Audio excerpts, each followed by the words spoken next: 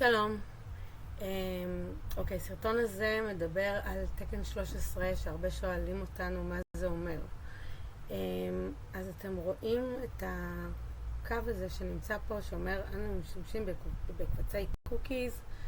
אז כן, קמים עכשיו כל מיני עורכי דין שיכולים לתבוע אתכם אם אתם לא מראים את ההודעה הזאת הקופצת שבו אני לוחצת קבל הכל.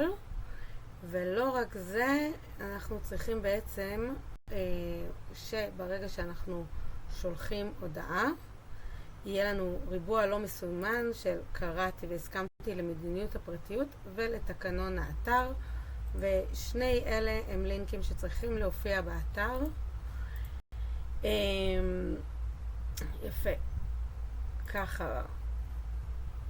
עם כל התכנים שלכם. עכשיו, אנחנו מכניסים איזשהו תוכן כזה אוטומטי שיצרנו. אתם יכולים להגיד לי, לערוך את זה, להוסיף שם דברים.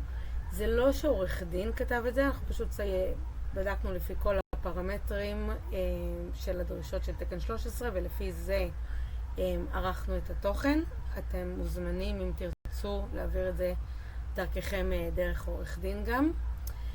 וזהו, המחיר שעשינו פה לכל הדבר הזה הוא ממש מסובסד, זה הקמה של 2 דפים, פלוס הצור קשר, פלוס ההערה שקופצת, וזה ב-360 ש"ח במקום 600,